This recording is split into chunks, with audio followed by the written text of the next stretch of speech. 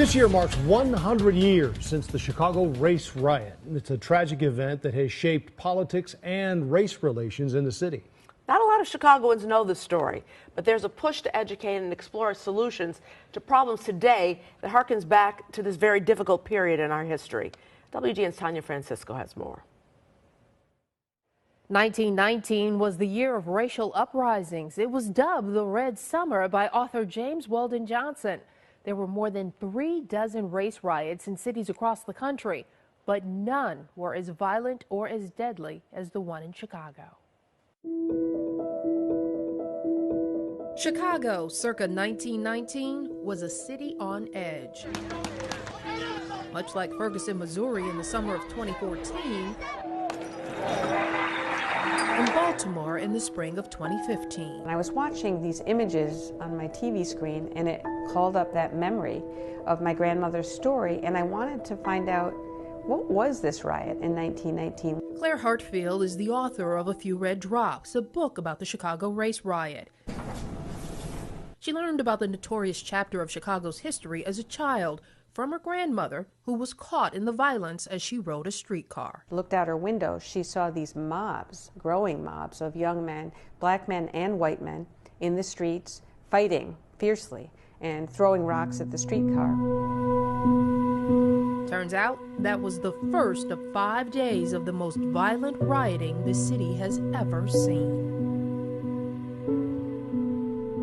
At the time, Chicago was a tinderbox of racial tensions. White soldiers returning from World War I were afraid they wouldn't get their high-paying jobs in the stockyards and meat-packing plants back, while blacks who had been recruited from the South to fill them feared they would be fired. Black soldiers returning from the war refused to put up with racial discrimination after they had risked their lives for the country. Union differences also fueled the anger. Whites were in favor of the better pay and job protections unions could provide, while blacks worried about discrimination. Politically, whites were staunchly Democratic, while blacks were Republicans, the party of Lincoln who freed the slaves. And overcrowding and poor housing conditions contributed to the divide. The black community, which had more than doubled from nearly 50,000 to more than 100,000 in 2 short years, was mostly restricted to living in a small area on the south side called the Black Belt. When they tried to move out, they faced backlash. Part of that backlash was violent, with bombings, and part of that backlash was more technical, where groups of real estate associations got together and instructed people in their neighborhoods, don't sell or rent to any black families that are coming your way. In short, Chicago was a city just waiting to explode, and it did on July 27th.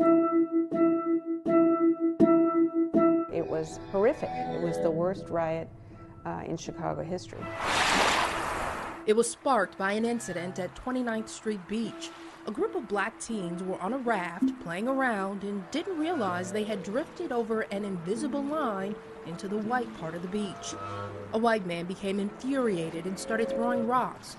17-year-old Eugene Williams ended up drowning, either from being hit by one of the rocks or from being too afraid to swim back to shore. This is connecting Chicago. Lisa Lolson is the director of Chicago Studies at Newberry Library.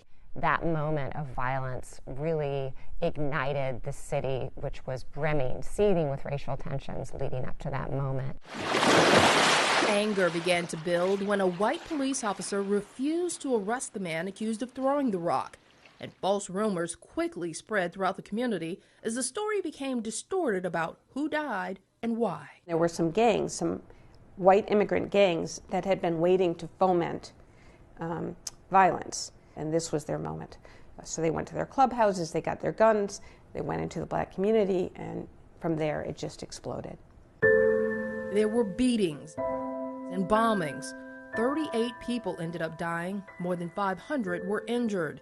It caused millions of dollars in property damage while leaving about 1,000 families, mostly black, homeless. Peace was eventually restored when the governor called in the National Guard and a hard driving rain forced people inside. It was later determined Irish-American gangs from nearby Bridgeport were the main instigators of the rioting. And those boys grow up to be our civic leaders. That's real, and the the powerful political machines that have ruled Chicago in those 100 years, what are their interests? How has Chicago been built out of that kind of civic leadership? One 17-year-old gang member in particular, Richard J. Daley, went on to become the longtime mayor of Chicago. Daley never confirmed nor denied whether he took part in the rioting, but his supporters have said he had no involvement. In 1922, the Chicago Commission on Race Relations was formed to take a deep dive into the cause and consequences of the riot. It released a 672-page report titled The Negro in Chicago, a study of race relations and a race riot. It was a call for the community as a whole to take ownership and responsibility and be accountable for what was going on broadly in our city, and to come together and to do something about it. The report was written by a black sociologist named Charles Johnson, who had been working for the Chicago Urban League at the time of the riots. Barbara Lumpkin is the interim president and CEO of the civil rights organization. So our work is very important still, and the work that we do is just as relevant today as it was in 1919. Today, the Chicago Urban League is one of 14 cultural institutions across the city, including the Newberry Library, taking part in a year-long exploration of the history and legacy of the 1919 Chicago race riot. We want to think hard about how 1919 is really a moment that helps us understand so many of the problems that Chicago is still grappling with. The approach, perhaps, to how we address some of the issues that we are facing is slightly different, but the core issues remain the same. But the reality, according to Claire Hartfield, We still have a long way to go. it's no doubt a difficult period in Chicago's history to face, but the hope is by opening it up to conversation, a way forward can be found. Tanya Francisco, WGN News.